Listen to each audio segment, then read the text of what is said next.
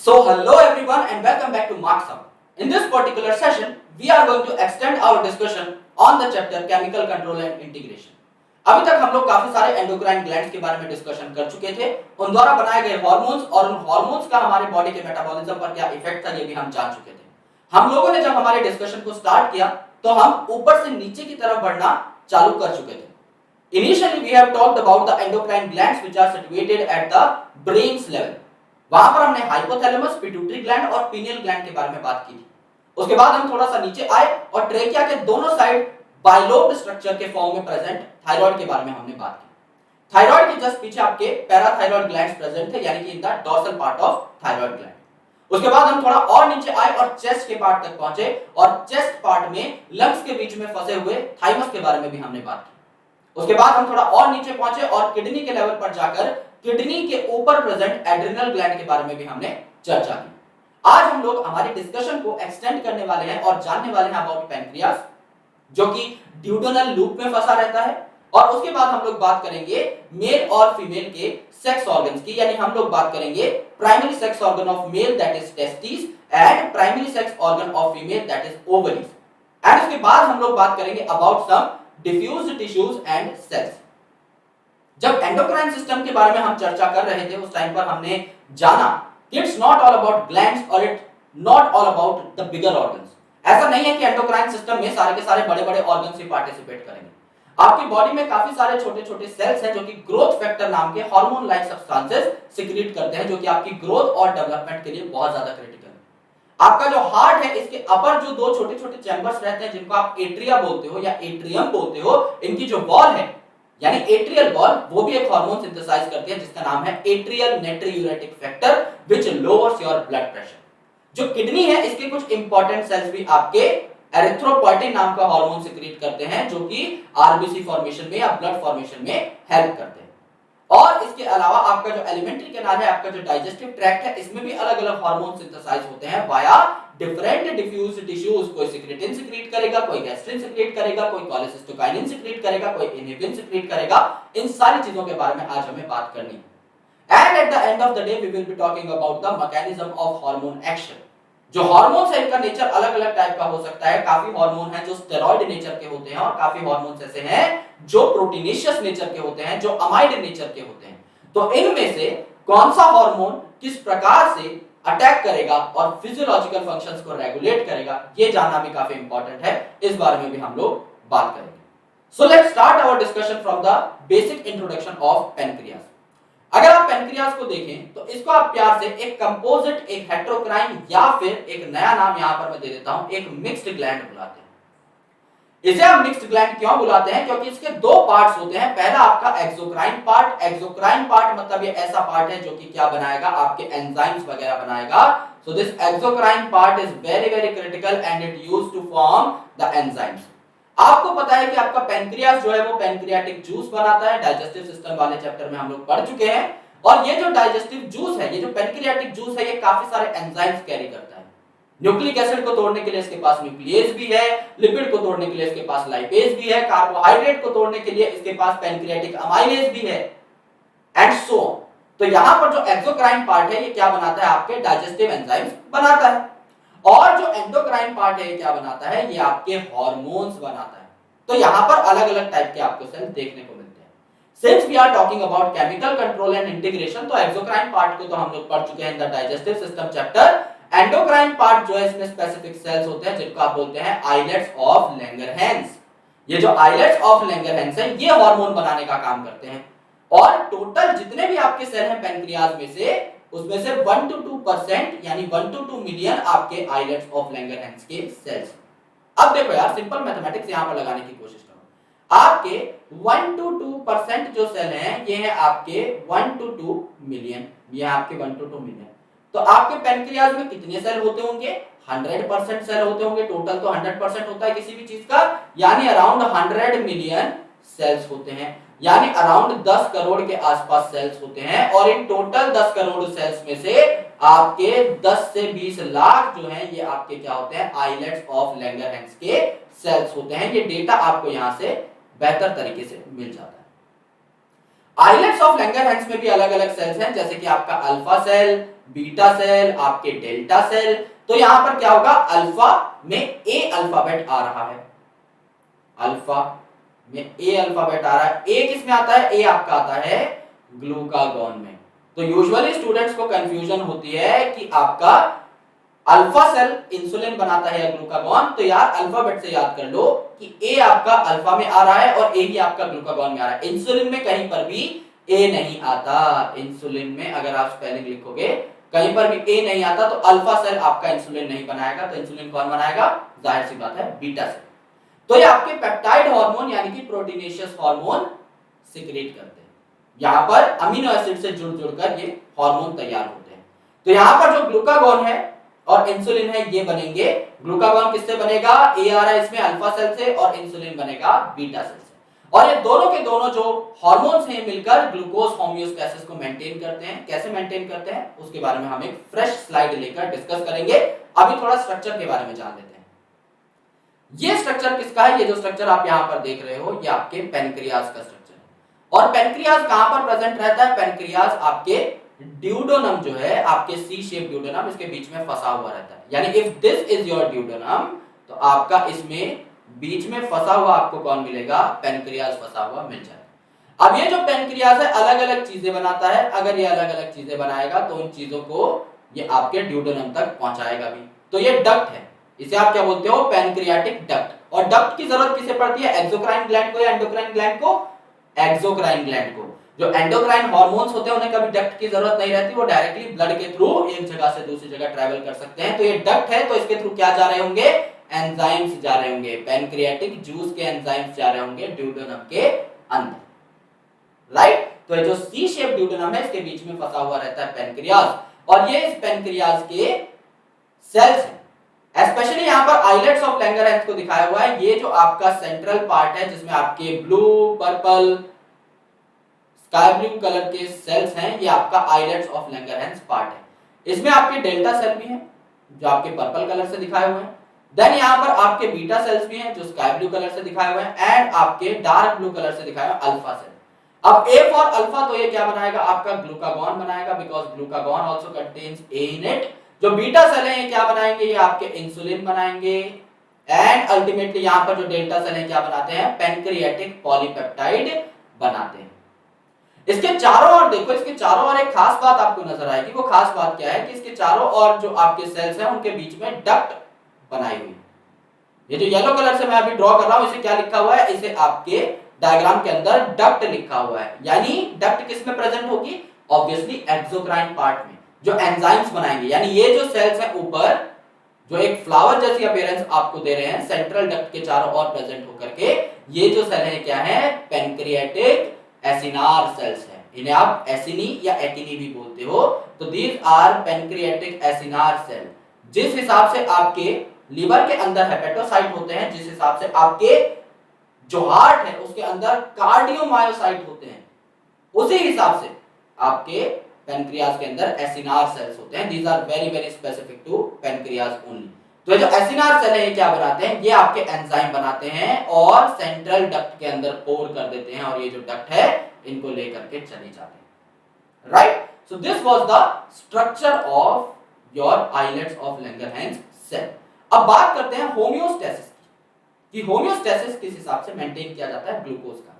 समझ लीजिए एक पेशेंट है आपका डायबिटीज का, और डायबिटीज का पेशेंट है, वो भी कौन सा डायबिटीज का, डायबिटीज मेलाइटस का। क्योंकि आपको पता है कि डायबिटीज इंसिपिडस किससे होती है, एडीएच की डेफिशिएंसी से, यानी वैसोप्रेसिन की डेफिशिएंसी से, या फिर एंटी डायबिटिक हार्मोन की डेफिशिएंसी से डायबिटीज इंसिपिडस नाम की बीमारी होती है। हम मेलाइटस की बात करेंगे, यानी यहाँ पर आपका ब्लड ग्लूकोज लेवल जो है बढ़ चुका है, यहाँ पर आपका ब्लड ग्लूकोज लेवल जो है बहुत ज्यादा शूट हो चुका है। आपका फर्ज क्या बनता है कि आप इस ब्लड ग्लूकोज लेवल को कंट्रोल में लेकर के आओ, और कंट्रोल में कैसे लेकर के आओगे, आप यहाँ पे डाल दोगे एक बहुत ही तगड़ा हार्मोन, इंसुलिन का इंजेक्शन यहाँ पर दिया जाता है डायबिटीज वाले पेशेंट को एट रेगुलर इंटरवल्स। तो इंसुलिन जब आप दे दोगे तो डायबिटीज मेलाइटस का जो पेशेंट है जिसकी बॉडी में ग्लूकोज बढ़ गया है, इंसुलिन क्या करेगा, इस ग्लूकोज की खपत को बढ़ा देगा, यानी ग्लूकोज की यूटिलाइजेशन को बढ़ा देगा। अगर आप ग्लूकोज की यूटिलाइजेशन को बढ़ा रहे हो तो क्या ग्लूकोज कम हो जाएगा, वेरी ऑब्वियस कम हो जाएगा। अगर आप पैसा कमा रहे हो लेकिन आप खर्च भी कर दे रहे हो तो आपके पास ओवरऑल नेट पैसा नहीं बच रहा है ना, तो आपकी ब्लड में ग्लूकोज तो आ रहा है लेकिन आप उसे खर्च कर दे रहे हो तो नेट ग्लूकोज बहुत कम बचता है जितना जरूरी है घूमने के लिए। सेकेंड इंपॉर्टेंट थिंग, इस ग्लूकोज को आप लोग स्टोर कर देते हो, यानी आप क्या करते हो, इस ग्लूकोज को कन्वर्ट कर देते हो इनटू ग्लाइकोजन, यानी आप ग्लाइकोजेनेसिस करवा देते हो। तो ग्लाइकोजन जो है, पहली बात तो it is non soluble. Second important thing, active नहीं है, ऑस्मोटिकली एक्टिव नहीं है, तो इससे आपकी ऑस्मोलैरिटी ब्लड की नहीं बढ़ती, जबकि ग्लूकोज बहुत ज्यादा एक्टिव है, since it is a monosaccharide जो आपके ब्लड में घूमता रहता है, ऑस्मोटिकली एक्टिव रहता है, तो ऑस्मोलैरिटी बढ़ाता है, ब्लड की कंसंट्रेशन बढ़ाता है। इसको जब आप ग्लाइकोजन में कन्वर्ट कर देंगे तो फ्री ग्लूकोज आपकी बॉडी के अंदर कम हो जाएगा, यानी ग्लूकोज की यूटिलाइजेशन बढ़ी तो भी फ्री ग्लूकोज आपके ब्लड में कम, और ग्लूकोज को ग्लाइकोजन में स्टोर कर दिया तो भी फ्री ग्लूकोज आपकी बॉडी के अंदर कम, यानी आपने अपनी बॉडी के, आपके ब्लड के ग्लूकोज को या शुगर लेवल को कंट्रोल कर लिया है बाय गिविंग इंसुलिन। इसीलिए डायबिटीज पेशेंट को इंसुलिन दी जाती है, ये बात क्रैक होनी चाहिए। आप समझ लीजिए आपके ब्लड में शुगर है काफी कम, राइट। अब ये जो कंडीशन है इसमें आपकी ब्लड शुगर लेवल बढ़ गई, यहां पर समझ लीजिए आपके ब्लड में शुगर है काफी कम, यानी शुगर क्या है, ब्लड शुगर, ग्लूकोज, इसे ब्लड शुगर भी कहा जाता है। तो ब्लड शुगर लेवल है काफी कम, तो आप अब क्या करोगे, आप अब सिग्नल दोगे पैनक्रियास को कि भैया फटाफट जो है थोड़ा सा ग्लूकागॉन बना के बरसा दीजिए हम पे। क्यों? क्योंकि जो ग्लूकागॉन है अब क्या कर देगा, जो ग्लूकागॉन है it will reduce the utilization, यानी ऊपर जो काम है इसका उल्टा होने लगेगा, reduce the utilization of glucose. अगर ग्लूकोज यूटिलाइज नहीं हो रहा और थोड़ा बहुत भी बन रहा है तो ओवरऑल ग्लूकोज की मात्रा ब्लड के अंदर बढ़ाने का काम करेगा ग्लूकागॉन। दूसरी चीज, जो ग्लाइकोजन था भैया जो कि स्टोर हो चुका था, इस ग्लाइकोजन को तोड़ करके दोबारा से छोटे ग्लूकोज यूनिट्स में कन्वर्ट करने का काम कौन करेगा, ग्लूकागॉन। तो अल्टीमेटली ग्लूकोज, फ्री ग्लूकोज आपके ब्लड में दोबारा से बढ़ा, और ये आपके नए ग्लूकोज को भी बनाता है, ये आपके नए ग्लूकोज मॉलिक्यूल को बनाने की भी कोशिश करता है, तो अल्टीमेटली ग्लूकोज लेवल आपका फिर से ब्लड में बढ़ा। यानी एक आपका हार्मोन ऐसा है जो कि ब्लड ग्लूकोज लेवल को कम करने की कोशिश कर रहा है, जबकि एक आपका हार्मोन ऐसा है जो ब्लड शुगर लेवल को या ब्लड ग्लूकोज लेवल को बढ़ाने की कोशिश कर रहा है। क्योंकि ऊपर वाला यानी इंसुलिन ब्लड में शुगर के लेवल को कम करने की कोशिश करता है, इसे क्या कहते हैं, हाइपोग्लाइसेमिक, राइट, हाइपोग्लाइसेमिक, यानी ग्लूकोज की कंसंट्रेशन को कम कर रहा है, हाइपो कर रहा है। लेकिन अगर ये ग्लूकोज की कंसंट्रेशन को बढ़ाता है तो इसे आप क्या बोलेंगे, हाइपरग्लाइसेमिक बोलेंगे, हाइपरग्लाइसेमिक।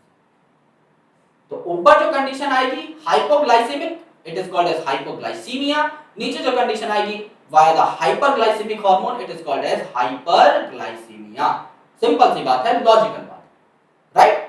अब देखो किताब में क्या लिखा हुआ उसके बारे में थोड़ी चर्चा कर लेते हैं। सबसे पहले बात करते हैं ग्लूकागॉन के बारे में। अब ग्लूकागॉन को क्या बोला, हाइपरग्लाइसेमिक फैक्टर, बात समझ में आ गई होगी। क्यों? क्योंकि ब्लड में शुगर लेवल को बढ़ाता है, इंसुलिन तो कम करेगा, इसीलिए वो शुगर की, डायबिटीज की दवाई है, वो तो ग्लूकोज लेवल को कम करेगी, ग्लूकागॉन बढ़ाता है।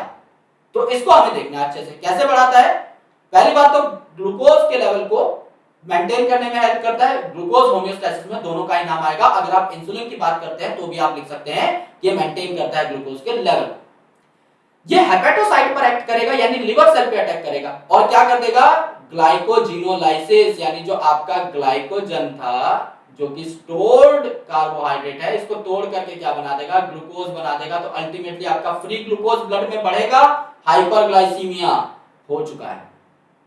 सेकेंड, ग्लूकोनियोजेनेसिस, मैंने आपको बताया था ग्लूको मतलब ग्लूकोज, नियो मतलब न्यू रिसोर्सेज, यानी न्यू रिसोर्सेज का मतलब ये है नॉन कार्बोहाइड्रेट रिसोर्सेज, यानी कोई फैट है, कोई प्रोटीन है, उसको भी तोड़ तोड़ के कार्बोहाइड्रेट में कन्वर्ट कर देगा। तो अल्टीमेटली आपके ग्लूकोज का जो लेवल है बढ़ जाएगा ब्लड के अंदर।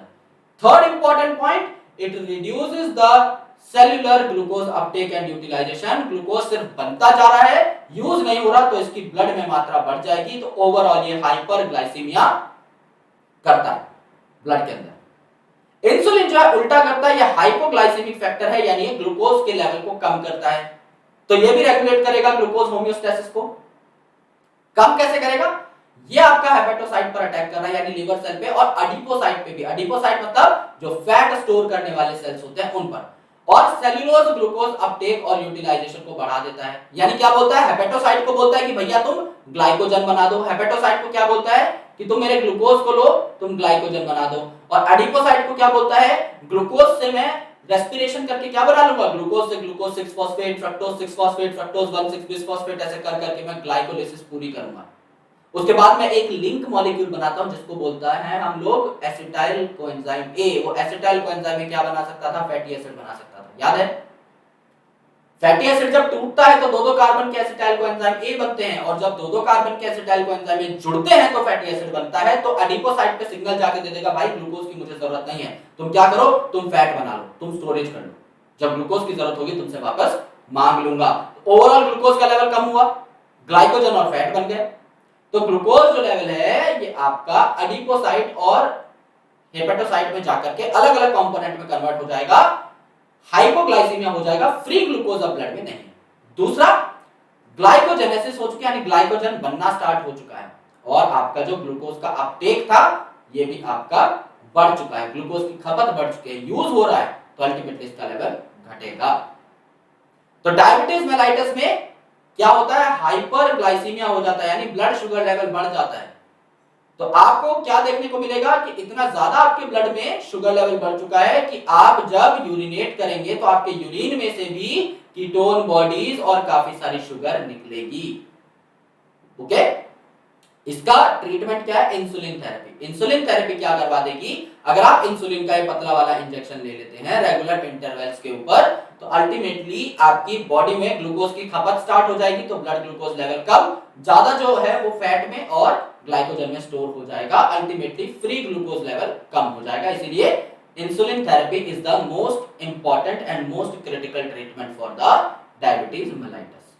ये बात किसकी हो गई, ये बात हो गई आपके पैनक्रियास की। अब बात करते हैं हम हमारे गोनैड्स की। गोनैड्स दो टाइप के होते हैं, पहला आपका टेस्टिस जो कि मेल गोनैड है, और दूसरी आपकी ओवरी जो कि फीमेल गोनैड है। इन्हें आप प्राइमरी सेक्स ऑर्गन्स भी बोलते हो। यहां पर अगर हम एक टर्म नोट कर लें कि ये जो है इन्हें आप क्या बोलते हो, प्राइमरी सेक्स ऑर्गन्स बोलते हो, तो इसमें कोई भी दिक्कत नहीं। प्राइमरी सेक्स ऑर्गन्स मतलब यही क्या करते हैं, यही आपके गैमीट्स बनाते हैं, यही आपके गैमेट्स बनाते हैं। जो आपके टेस्टिस हैं इन्हीं के अंदर आपके स्पर्म्स बनते हैं, और जो ओवरीज हैं इन्हीं के अंदर आपके ओवम बनते हैं, राइट। एंड यहीं से आपका किसका विकास होता है, सेक्स हार्मोन्स का विकास होता है, जो कि आपके पूरे के पूरे सेक्सुअल कैरेक्टर को डेवलप करते हैं। यानी आपकी बॉडी में जो भी चेंजेस आते हैं ड्यूरिंग प्यूबर्टी और during the when you are adult, तो वो सारे के सारे जो चेंजेस हैं, चाहे वो एक्सियल हेयर की ग्रोथ हो, चाहे वो प्यूबिक हेयर की ग्रोथ हो, चाहे वो आपकी मस्टैच एंड बियर्ड की डेवलपमेंट हो, चाहे मेल के अंदर लो पिच्ड वॉइस की डेवलपमेंट हो, चाहे फीमेल के अंदर हाई पिच्ड वॉइस की डेवलपमेंट हो, चाहे फीमेल के अंदर ब्रेस्ट डेवलपमेंट हो, हिप डेवलपमेंट हो, सेक्सुअल ऑर्गन्स की डेवलपमेंट हो, उनका एनलार्जमेंट हो, ये सारी की सारी चीजें आपके इन्हीं हार्मोन्स पर डिपेंड करती हैं। यही आपके सेक्सुअल कैरेक्टर को डिफाइन करते हैं, which is called as libido, जिसके बारे में अभी हम बात करने वाले हैं, राइट। तो सबसे पहले देख लेते हैं मेल, दैट इज टेस्टिस। कि आपका टेस्टिस क्या है और उसके अंदर चीजें किस हिसाब से ऑर्गेनाइज्ड होती हैं।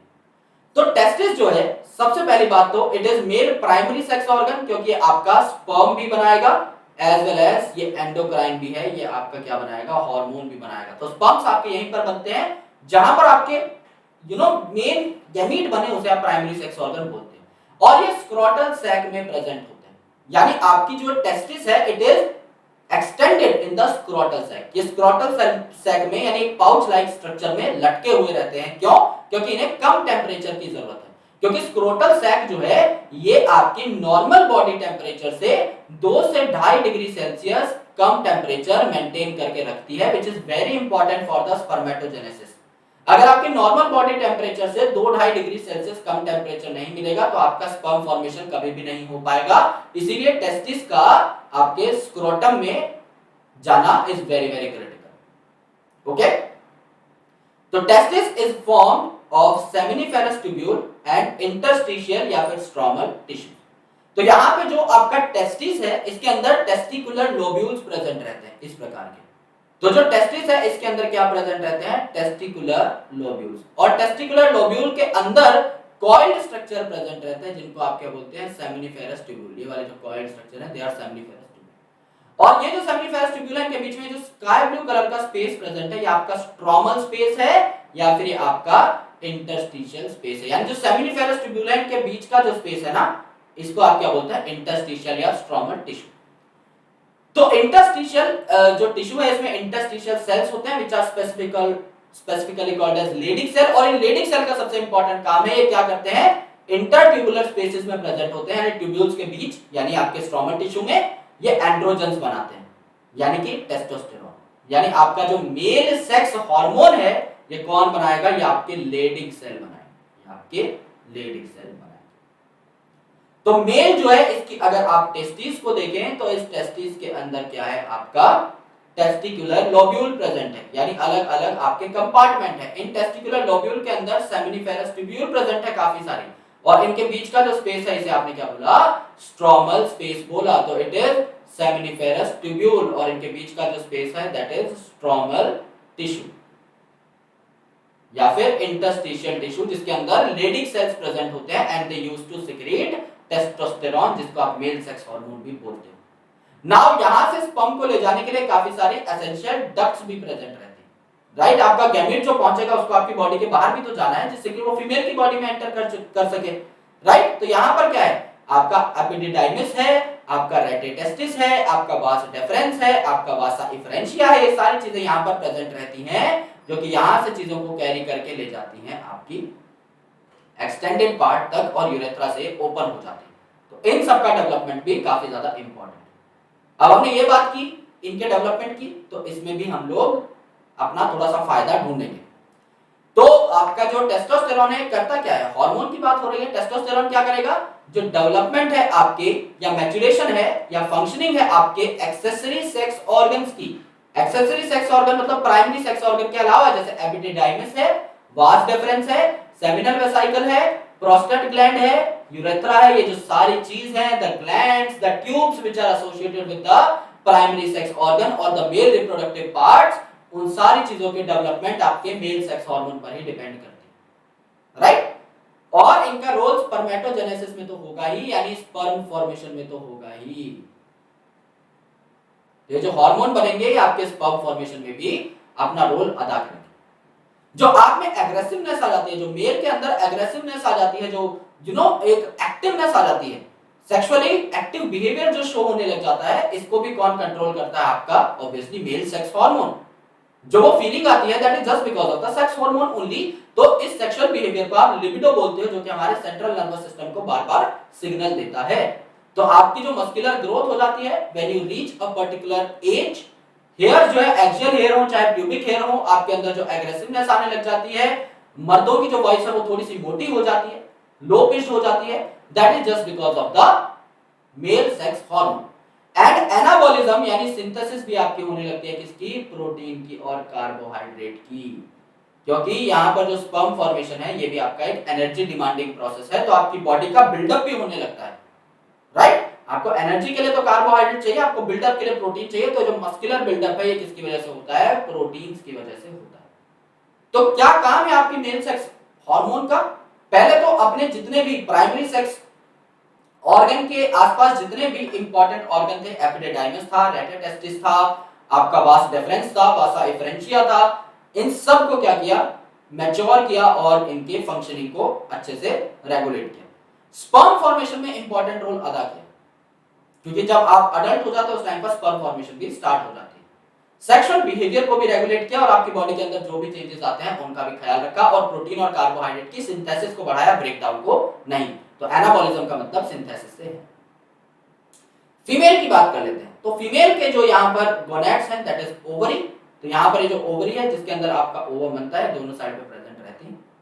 यहाँ से आपकी जो ओवम है वो चल के आएगी एंड इस रीजन तक कैसे पहुंचेगी, वाया द सिलिया, हमने बात की थी। जो सिलिएटेड एपिथेलियम है ये यहाँ पर मूव कराती है एग को, क्योंकि एग तो आपका नॉन मोटाइल है, ओवम तो नॉन मोटाइल है, तो इसको at the site of fertilization कैसे लेकर के आओगे, इस साइड तक कैसे लेकर के आओगे, आपके सिलिया की हेल्प से, right. So a pair of ovaries, एक ये है, this is the first one, एक ये है, this is the second one, दोनों साइड पे प्रेजेंट रहते हैं इन द पेल्विक रीजन, तो ये पेयर में रहती हैं।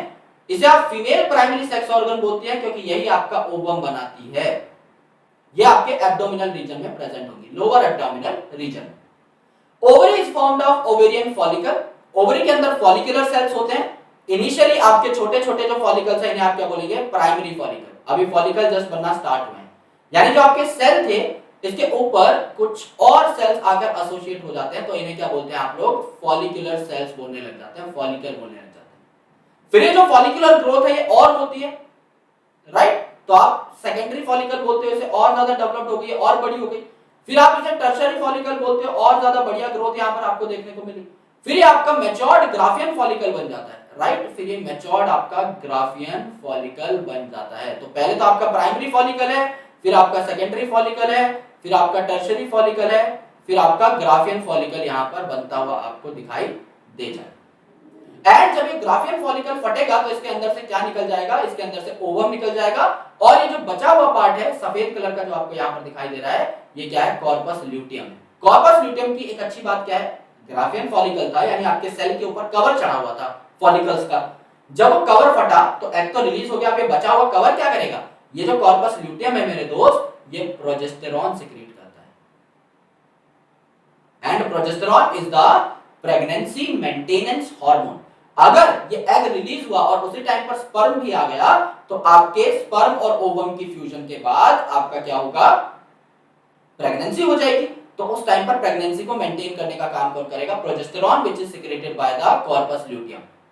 ओके, और ये जो फॉलिकल्स है ये आपके एस्ट्रोजन बनाने में हेल्प करते हैं।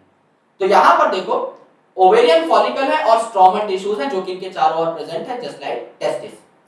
आफ्टर ओव्यूलेशन, यानी जैसे ही आपका ओवम निकला तो जो रप्चर्ड फॉलिकल है इन्होंने कॉर्पस ल्यूटियम बना लिया।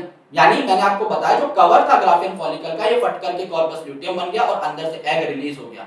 ये जो कॉर्पस ल्यूटियम है ये क्या करता है, ये कॉर्पस ल्यूटियम जो है प्रोजेस्टेरॉन बनाता है, जबकि जो ओवेरियन फॉलिकल्स थे, जो फॉलिकुलर स्टेज थी प्राइमरी सेकेंडरी, जब ये डेवलप हो जाती है तो क्या बनाती है, एस्ट्रोजन बनाती है। These are the two most important female sex hormones. तो एस्ट्रोजन और प्रोजेस्टेरॉन जो है ये स्टेरॉइड हार्मोन होते हैं। और आप ऐसे भी याद कर सकते हो S for sex and S for steroid, कि जो सेक्स हार्मोन्स रहते हैं they are usually steroid in nature, ये आपके लिपिड ओरिजिन के रहते हैं, चाहे वो टेस्टोस्टेरोन ही क्यों ना हो, चाहे वो आपका कोई भी और एंड्रोजन हो, चाहे वो आपका एस्ट्राडायोल हो, चाहे वो आपका एस्ट्रोजन हो, चाहे आपका प्रोजेस्टेरॉन हो, सारे के सारे स्टेरॉइड हार्मोन्स होंगे। अब इनका भी काम वही है जो कि मेल के अंदर एंड्रोजन्स का था। Growth and activities of female secondary sex organ, यानी यहां पर भी जो आपकी फैलोपियन ट्यूब है और जो भी एक्सेसरी ऑर्गन्स है उन सबकी एक्टिविटीज को रेगुलेट करता है। Development of ovarian follicle, initially आपको एस्ट्रोजन की जरूरत पड़ती है जिससे फॉलिकुलर डेवलपमेंट हो, और बाद में फॉलिकल और ज्यादा एस्ट्रोजन बनाते हैं। फीमेल सेकेंडरी सेक्स कैरेक्टर, जैसे कि हाई पिच्ड वॉइस, पतली वॉइस हो जाती है उनकी, और उनका जो सेक्सुअल बिहेवियर है, उनका जो लिबिडो है, उसको भी फीमेल सेक्स हार्मोन्स कंट्रोल करते हैं। डेवलपमेंट ऑफ मेमोरी ग्लैंड, यहां पर एसेंशियल मेमोरी ग्लैंड की भी डेवलपमेंट होगी, ये ज्यादा जरूरी है क्योंकि अगर आप प्रेग्नेंट हो जाते हो तो उस टाइम पर मेमोरी ग्लैंड की development as well as the milk secretion and ejection is very very critical, right. तो ये एस्ट्रोजन के काम थे। प्रोजेस्टेरॉन क्या करता है, एक सपोर्ट करता है प्रेगनेंसी को, तो प्रेगनेंसी सपोर्टिंग हार्मोन कौन था, आपका प्रोजेस्टेरॉन था। इनिशियल जो अल्फाबेट है ये भी आपके सेम, और ये मेमोरी ग्लैंड पर भी अटैक करता है, यानी मेमोरी ग्लैंड पर भी इंपैक्ट करता है, जो कि एल्वियोलाई मेंटेनेंस के लिए इंपॉर्टेंट है। एल्वियोलाई क्या है, एल्वियोलाई ये छोटी छोटी सी डक्ट है, ओके, ये छोटे छोटे से सैक लाइक स्ट्रक्चर है जो डक्ट से कनेक्टेड है, जिनके अंदर मिल्क बनता है। तो ये मिल्क बनाने वाले जो एल्वियोलाई हैं और स्टोर करने वाले जो एल्वियोलाई हैं, जिनसे सक करके बेबी मिल्क लेता है, उनकी development as well as milk secretion, यानी मिल्क का बेबी के माउथ तक पहुंचना या फिर इन एल्वियोलाई से रिलीज होना, ये कौन कंट्रोल करता है, प्रोजेस्टेरॉन कंट्रोल करता है, राइट। अब देखो हम बात कर चुके हैं सारे के सारे एंडोक्राइन ग्लैंड्स की, लेकिन अब हम जानते हैं कि ग्लैंड के अलावा भी there are some diffused tissue and there are specific cells जो कि क्या बनाते हैं, हार्मोन और हार्मोन लाइक सब्सटेंसेस बनाते हैं। तो इनको भी आप लोग क्या करते हो, एंडोक्राइन सिस्टम के अंदर कैलकुलेट करके रखते हो। एंडोक्राइन सिस्टम के ये भी इंपॉर्टेंट पार्ट्स। तो जो आपकी एट्रियल वॉल है हार्ट की, यानी एट्रिया जो रीजन है हार्ट का, जो अपर दो चैम्बर है, ये वाला एट्रिया कहलाता है, ये वाला एट्रिया कहलाता है। इनकी जो वॉल है ये क्या बनाएगी, एट्रियल नाइट्रियूरेटिक फैक्टर। तो यहीं से याद हो जाता है कि एट्रिया की बात हो रही है, राइट, यहीं से बात हो जाती है कि एट्रिया या एट्रियम की बात हो रही है।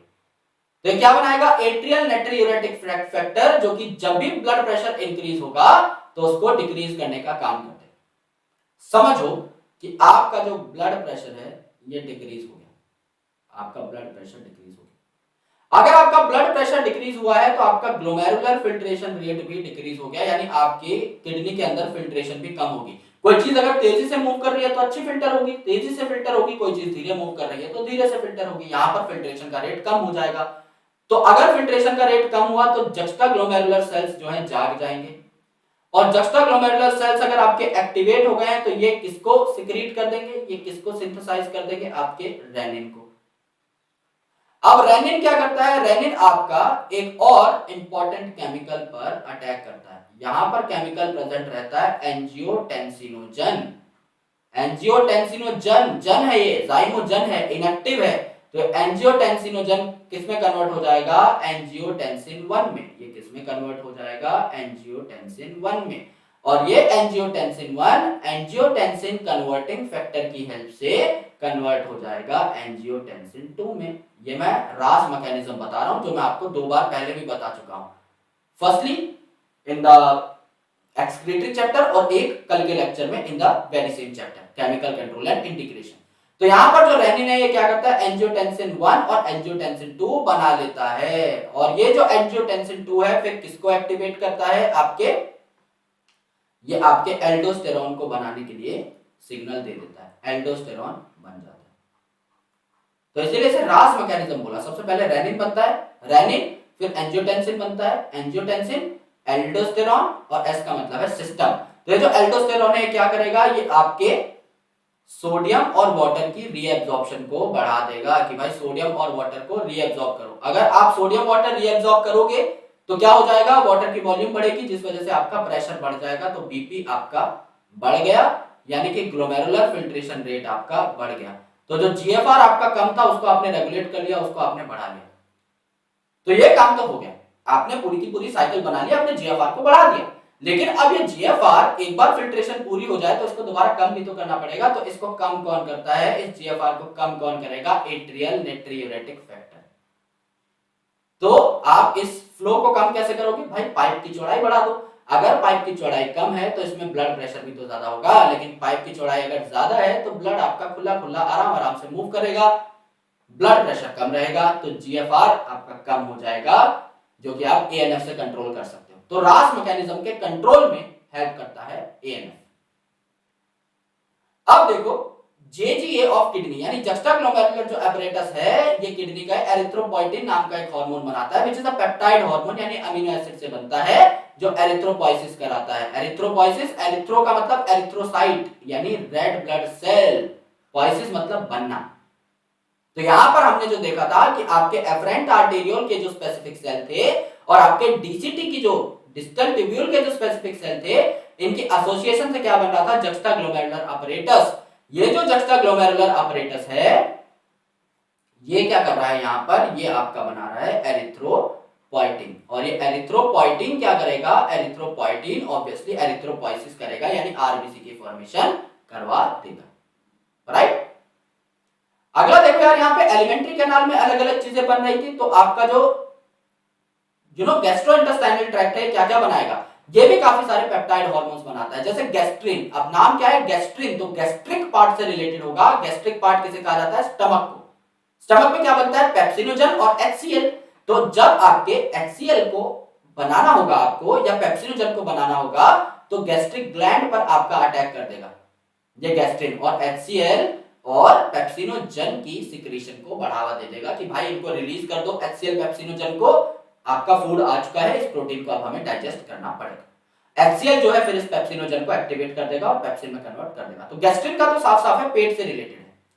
सिक्रीटिन, अब सिक्रीटिन से भी रिलेटेड है, साफ साफ पता चल रहा है कि सिक्रीट कराएगा, लेकिन किसको, ये आपका एक्ट करता है एक्सोक्राइन पेनक्रियाज के पार्ट पे, यानी आपका एंजाइम वाले पार्ट पे, एंड एक्सोक्राइन वाले पार्ट पे एक्ट करता है, यानी एंजाइम की सिक्रीशन के लिए हेल्पफुल है, और क्या करता है, secretion of water and bicarbonate, कि भाई वाटर और बाइकार्बोनेट दे दो थोड़ा, क्योंकि जो आपको बेसिक एनवायरनमेंट है, अल्कलाइन एनवायरनमेंट है, तो वो देना है, और आपको अपने आप को प्रोटेक्ट भी करना है, जो भी हार्मफुल प्रोडक्ट आ रहे हैं फूड में उनसे, तो बाइकार्बोनेट और वाटर की हेल्प से अपने आप को प्रोटेक्ट भी करता है, दैट इज सिक्रेटिन। सिक्रेटिन किसको एक्टिवेट करेगा, पेनक्रियास को। ओके, तो ये एंजाइम की सिक्रीशन में भी हेल्प करता है और वाटर और बाइकार्बोनेट की भी।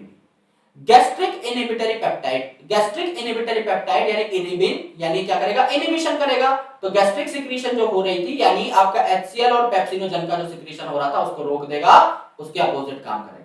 कोलेसिस्टोकाइनिन जिसको आप सीसीके बोलते हो, ये क्या करेगा, ये पेनक्रियास पे भी काम करेगा और गॉल ब्लैडर पे भी, इन दोनों को पिचका देगा।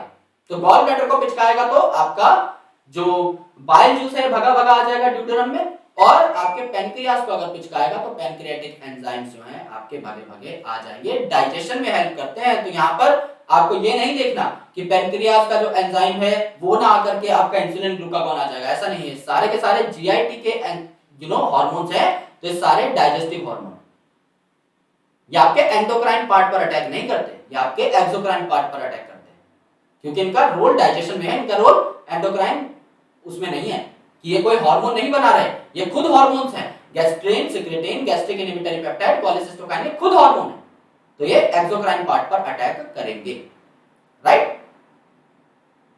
इसके अलावा देखो काफी सारे ऐसे नॉन एंडोक्राइन टिश्यूज भी होते हैं, स्पेसिफिक सेल्स होते हैं आपकी बॉडी के जो ग्रोथ फैक्टर बना सकते हैं, और ये जो है आपके अलग अलग सेल्स पर ग्रोथ फैक्टर अटैच हो जाएंगे और आपके टिश्यूज की repairing, regeneration as well as growth में हेल्प करते हैं। तो ये जो ग्रोथ फैक्टर बनाने वाले सेल्स हैं जो आपकी बॉडी में हजारों जगह फैले हुए हैं, ये भी एंडोक्राइन सिस्टम के पार्ट हैं। तो यहां पर क्या हो जाएगा, यहां पर आपका जो ग्रोथ फैक्टर है ये स्पेसिफिकली प्रोटीनेशियस रिसेप्टर से बाइंड हो जाएगा और इसके जो भी सिग्नल होंगे वो अंदर चले जाएंगे और ये क्या करा देंगे, ये आपकी ग्रोथ एंड डेवलपमेंट करा देंगे सेल डिवीजन के through, right. Now let's talk about the type of hormones, और इसके बाद हम लोग पढ़ेंगे कि आपके हार्मोन का एक्शन क्या हो सकता है, मैकेनिज्म ऑफ एक्शन क्या हो सकता है। तो केमिकल नेचर के बेसिस पे हार्मोन कितने टाइप के हो सकते हैं, पेप्टाइड हार्मोन, पॉलीपेप्टाइड हार्मोन या प्रोटीन हार्मोन, यानी ऐसे हार्मोन जो अमीनो एसिड से मिलकर बने हैं, जैसे कि इंसुलिन। इंसुलिन जो है इसमें आपकी दो पेप्टाइड चेन्स होती हैं, एक आपके 30 अमीनो एसिड की, एक आपके 21 अमीनो एसिड की, तो ये भी प्रोटीन है। ग्लूकागॉन जो है ये भी पेप्टाइड है। पिट्यूटरी के ज्यादातर जो हार्मोन थे ये भी आपके प्रोटीनेशियस थे, एंड आपके हाइपोथैलेमिक जो हार्मोन थे आपके ऑक्सीटोसिन, वैसोप्रेसिन या फिर जीएनआरएच और आपका सोमेटोस्टैटिन, ये भी आपके प्रोटीनेशियस थे। तो प्रोटीन हार्मोन आपके हो जाते हैं ये वाले, खासकर ब्रेन वाले, pituitary, hypothalamus and insulin, glucagon जो कि पैनक्रियास बनाता है। स्टेरॉइड, मैंने आपको बताया था सेक्स हार्मोन्स जो हैं ये स्टेरॉइड होते हैं, तो टेस्टोस्टेरोन मेल वाला, एस्ट्राडायल, एस्ट्रोजन और प्रोजेस्टेरोन फीमेल वाला, ये सेक्स हार्मोन तो सीधे सीधे आपके स्टेरॉइड हो गए। और आपका कॉर्टिसोल जो है ये भी आपका स्टेरॉइड होता है। Other than that iodothyronine, iodine किस किस में था, आपके थायराइड के हार्मोन्स में, T3 यानी ट्राई आयोडोथायरोनिन और T4 यानी टेट्रा आयोडोथायरोनिन। T3 क्योंकि 3 आयोडीन थे, T4 यानी 4 आयोडीन थे, this is iodothyronine. And amino acid derivative, यानी अमीनो एसिड को थोड़ा सा मॉडिफाई करके, जैसे कि यहां पर अमीन ग्रुप उस पे एक्स्ट्रा लगा दिया तो बन गया एड्रेनलिन। अमीन का साउंड आ रहा है यहां पर, जिसको आप क्या बोलते हो, एपिनेफ्रिन भी बोलते हो। नॉर एड्रेनलिन, यहां पर भी साउंड आ रहा है सेम, जिसको आप क्या बोलते हो, नॉर एपिनेफ्रिन बोलते हो, राइट। तो इनके ऊपर एक एक्स्ट्रा जो है अमीन ग्रुप भी आपको लगा हुआ देखने को मिल जाता है, तो इन्हें आप अमाइड हार्मोन्स भी बोलते हो क्योंकि इनके ऊपर आपका एक्स्ट्रा अमाइड ग्रुप देखने को मिलता है। तो हार्मोन की 4 अलग अलग कैटेगरीज है, एक तो आयोडीन कंटेनिंग, थायराइड वाले अलग कर दो, T3 T4। इसके बाद आपके sex hormones which are steroid in nature, cortisol उसमें एक्स्ट्रा जुड़ जाएगा। प्रोटीनेशियस हार्मोन यानी हाइपोथैलेमस, पिट्यूटरी और आपके पैनक्रियास के ज्यादातर hormone, and amino acid derivative जिसमें एड्रेनलिन और नॉर एड्रेनलिन आते हैं आपके एड्रिनल मेडुला द्वारा बनाए हुए। अब इनका नेचर क्या है काम करने का। हार्मोन जो है ये काम कैसे करते हैं, they affect by binding to the specific proteins, जिनको आप क्या बोलते हो, रिसेप्टर प्रोटीन्स बोलते हो, located in the target tissues. ये टारगेट वर्ड बहुत इंपॉर्टेंट है। मैंने आपको समझाया था कि अगर आप समझ लीजिए गोली खा रहे हैं सर दर्द की, तो वो जो आपने टैबलेट खाई है वो कहीं और नहीं जाएगी, वो आपके सर के पेन रिसेप्टर्स पर ही अटैक करेगी। क्यों? क्योंकि आपके जो स्पेसिफिक सेल्स हैं, अब गोली तो आपकी बॉडी के अंदर पहुंच चुकी, लेकिन जो आपके सेल्स हैं जिनके अंदर पेन है उसके ऊपर स्पेसिफिक प्रोटीन रिसेप्टर प्रेजेंट रहता है। तो ये जो सेल है इसका नाम क्या हो गया, इसका नाम हो गया टारगेट सेल। और यहाँ जो आपका रिसेप्टर प्रेजेंट है इसको आपने क्या बोल दिया, प्रोटीन का बना हुआ रिसेप्टर बोल दिया। और यहाँ पर क्या है, आपका सिग्नल लेकर के कौन आया है, आपका हार्मोन आया है या मेडिसिन आई है। तो यहाँ पर सिंस हम हार्मोन की बात कर रहे हैं तो कह देते हैं कि ब्लड से बह करके आपका हार्मोन आया। तो स्पेसिफिक रिसेप्टर ने आपके इस हार्मोन को पकड़ लिया, दबोच लिया कि भैया कहाँ जा रहा है, तुझे मेरे ऊपर अटैक करना है। तो जब हार्मोन आ जाता है और अपने स्पेसिफिक प्रोटीन रिसेप्टर से बाइंड कर जाता है तो क्या बन जाता है, हार्मोन रिसेप्टर कॉम्प्लेक्स, राइट। यानी ये हार्मोन अब अपने रिसेप्टर से बाइंड कर चुका है तो क्या हो गया है, हार्मोन रिसेप्टर कॉम्प्लेक्स बन चुका है। दोनों साथ साथ आ चुके हैं, दोनों साथ साथ आ चुके हैं, right. It leads to biochemical changes in the target tissues। अब ये जो भी सिग्नल लेके आया होता है हार्मोन, वो सिग्नल कहां पहुंचा दिया जाता है, इस टारगेट सेल के अंदर, इस टारगेट टिश्यू के अंदर, और इसका मेटाबॉलिज्म रेगुलेट हो जाता है और फिजियोलॉजिकल फंक्शंस भी चेंज हो जाते हैं। यानी आप जो करवाना चाहते थे, आप जो सिग्नल लेकर के आए थे, किसी चीज की सिक्रीशन का, किसी चीज के इनहिबिशन का, किसी चीज को बनाने का, किसी चीज को बनते हुए प्रोसेस से रोकने का, वो सारे सिग्नल जो है आप अंदर दे सकते हो इस सेल में, और आपके मेटाबॉलिज्म और फिजियोलॉजिकल एस्पेक्ट जो है रेगुलेट हो जाएगा। ओके, तो यहां पर देखो what this diagram is suggesting. यहां पे एक स्टेरॉइड हार्मोन है। स्टेरॉइड हार्मोन प्लाज्मा मेम्ब्रेन को क्रॉस कर सकता है आसानी से, क्योंकि steroid is also lipid, membrane is also lipid, कोई डर नहीं है। तो इसके मेम्ब्रेन पर कोई रिसेप्टर नहीं प्रेजेंट, ये सीधा अंदर चला जाता है। इसका रिसेप्टर कहां प्रेजेंट है, न्यूक्लियस पे प्रेजेंट है। तो आपको ये हमेशा याद रखना है कि जो स्टेरॉइड हार्मोन है वो हमेशा मेम्ब्रेन को क्रॉस कर देता है, सेल की मेम्ब्रेन को। तो इसका जो रिसेप्टर है वो न्यूक्लियस के पास प्रेजेंट रहता है। ये रिसेप्टर यहां पर है, इसके ऊपर हार्मोन बाइंड किया। अब ये जो हार्मोन है, ये स्टेरॉइड है तो और अंदर जा सकता है, तो ये हार्मोन रिसेप्टर कॉम्प्लेक्स और अंदर चला जाता है, सीधा डीएनए पर बाइंड कर जाता है। क्योंकि आपके कमांड्स को कंट्रोल कौन कर रहा है, डीएनए। डीएनए ही तो बता रहा है कि आपकी बॉडी में कौन सा प्रोटीन बनेगा। डीएनए ही आरएनए बनाता है और आरएनए ही फर्दर प्रोटीन बनाता है। आप अगर यहीं पर सिग्नल लेके पहुंच जाओगे डीएनए के पास कि भैया ये प्रोटीन बनाना है, मुझे इस प्रोटीन की जरूरत है, वही स्पेसिफिक प्रोटीन यहां पर बन जाएगा और आपका वही स्पेसिफिक काम जो कि आप सिग्नल के फॉर्म में लेकर के आए थे, वही स्पेसिफिक काम यहां पर होने लग जाएगा just because of this hormone. तो अब ये हार्मोन अंदर घुसता कैसे है और घुसता है भी या नहीं, इस बेसिस पे आप दो अलग-अलग मैकेनिज्म्स को नोट करते हो। पहला जो मैकेनिज्म है वो है मेम्ब्रेन बाउंड रिसेप्टर, यानी वो हार्मोन जो आपके सेल के अंदर नहीं जा सकता, तो उसका जो रिसेप्टर है वो मेम्ब्रेन के ऊपर ही प्रेजेंट रहेगा, क्योंकि आप मेम्ब्रेन के अंदर एंटर नहीं कर सकते। दूसरा इंट्रासेलुलर रिसेप्टर, यानी सेल के अंदर। इसका मतलब आपका जो रिसेप्टर है वो सेल के अंदर है, यानी हार्मोन भी सेल के अंदर जा सकता है। तो यहां पर देखो क्या हुआ, यहां पर ये जो हार्मोन था ये आपका सेल की मेम्ब्रेन के ऊपर जो लाल कलर का रिसेप्टर प्रेजेंट है यहां पर जाकर बाइंड हो गया। अब ये हार्मोन तो अंदर जा नहीं सकता, तो इस रिसेप्टर को ये बोल देता है कुछ कान में सिग्नल कि भाई अंदर है ना, एक मैसेंजर भेज दो। उस मैसेंजर से कह देना डीएनए को सिग्नल दे दे। तो इसे आप क्या कहते हो, सेकेंडरी मैसेंजर। सेकेंडरी मैसेंजर क्यों बोला, क्योंकि पहला मैसेज तो आपका खुद हार्मोन लेकर के आया था बट वो अंदर नहीं आ पाया, तो ये सेकेंडरी मैसेंजर भेजता है। ओके, जैसे हाँ भाई समझ लो तुम किसी दोस्त के घर गए हो और तुम्हारी दोस्त की मम्मी ने खोला है गेट, तो तुम क्या बोलोगे, आंटी आंटी राजेश है? तो आंटी बोलेगी हाँ बेटा है। तो उसके बाद आंटी उसे बोल दो कि अपनी ना मैथ की नोटबुक बाहर ले आएगा। तो क्या हुआ, तुम गए हार्मोन बनके, लेकिन तुम उसके गेट को क्रॉस नहीं कर पाए, तो तुमने क्या किया, एक सेकेंडरी मैसेंजर को एक्टिवेट कर दिया जो है उसकी मम्मी। और उसकी मम्मी अंदर जाके बोलती है कि तुम्हारा कोई दोस्त आया, मैथ की नोटबुक मांग रहा है। राकेश से वो मैथ की नोटबुक ली, यानी फिजियोलॉजिकल फंक्शन, जिस काम के लिए हार्मोन आया था फंक्शन हुआ और बाहर की साइड उस नोटबुक को पहुंचा दिया गया, यानी फंक्शन अच्छे से हो जाता है। मैकेनिज्म अलग है, यहाँ पर सेकेंडरी मैसेंजर की जरूरत पड़ती है। और एक भाई यहां पर हार्मोन आया, सीधा क्रॉस कर गया, जैसे कि स्टेरॉइड हार्मोन, जैसे पेप्टाइड हार्मोन क्रॉस नहीं कर सकते, स्टेरॉइड हार्मोन क्रॉस कर जाता है। तो अब दोस्त की मम्मी ने गेट खोला और बोले कि बेटा खुद आकर के उससे कह दो अंदर है और आओ चाय पियो, कॉफी पियो, नमकीन वमकीन खाओ। तो तुम्हें जो है बकायदा अंदर ले जाया गया राकेश के पास तक। राइट, अब तुम खुद सब कुछ बता सकते हो और तुम खुद जो है अपने रिजल्ट को कंक्लूड कर सकते हो। ये दो प्रकार के मैकेनिज्म। तो सबसे पहला जो मैकेनिज्म है ये मेम्ब्रेन बाउंड रिसेप्टर का, यानी प्रोटीनेशियस हार्मोन्स का। तो some hormones interact with membrane bound receptor, क्योंकि ये एंटर नहीं करते टारगेट सेल के अंदर। ये सेकेंडरी मैसेंजर जनरेट कर देते हैं, जैसे कि आपका साइक्लिक एएमपी। एएमपी मतलब एटीपी से 2 फॉस्फेट निकाल दिए, तो क्या हो गया, ये एएमपी हो गया, एडिनोसिन मोनोफॉस्फेट। आईपी3 इनोसिटोल ट्राइफॉस्फेट, इनोसिटोल के ऊपर 3 फॉस्फेट लगे हुए, 1, 3 और 5th पोजीशन पर होते हैं यूजुअली, या कैल्शियम आयन। तो ये क्या है, ये भाई आपकी दोस्त की मम्मी है, ये आपके दोस्त के पापा है, ये आपके दोस्त की बहन है, कोई भी गेट खोल सकता है depending upon the type of hormone. तो ये सेकेंडरी मैसेंजर अलग अलग होते हैं अलग अलग हार्मोन के लिए।